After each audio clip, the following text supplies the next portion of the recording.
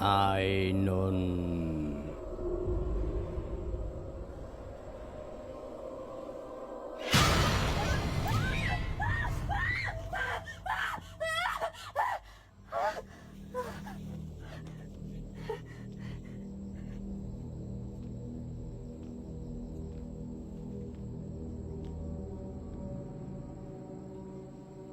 វាមកពីអាបាសម្រាប់នាង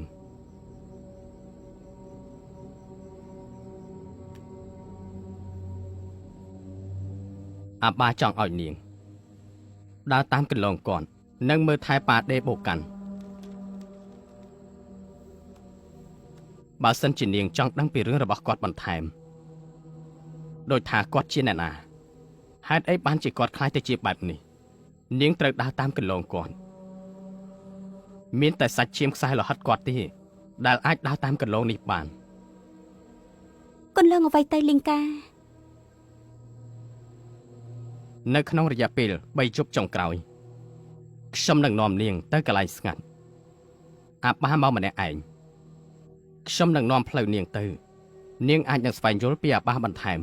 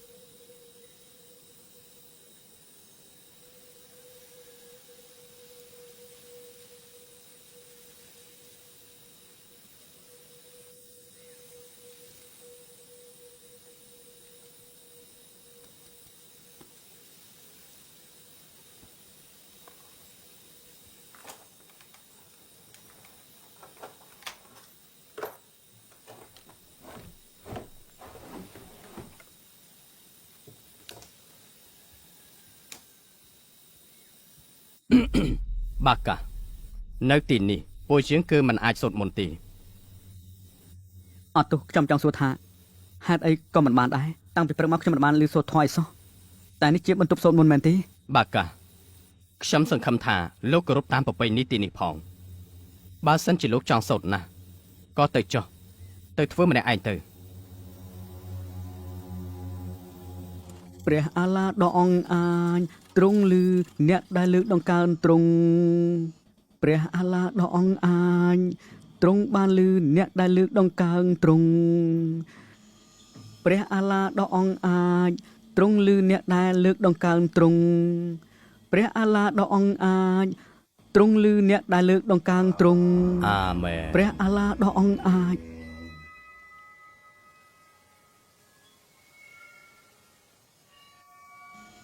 ព្រះអាឡាដ៏អង្អាញទ្រង់ឮអ្នកដែលលើកដង្កើងទ្រង់ព្រះអាឡាដ៏អង្អាញទ្រង់ឮអ្នកដែលលើកដង្កើងទ្រង់ព្រះអាឡាដ៏អង្អាញព្រះអាឡាដ៏អង្អាញទ្រង់ឮអ្នកដែលលើកដង្កើងទ្រង់ព្រះអាឡាដ៏អង្អាញជ័យជំនះជាព្រះអាឡា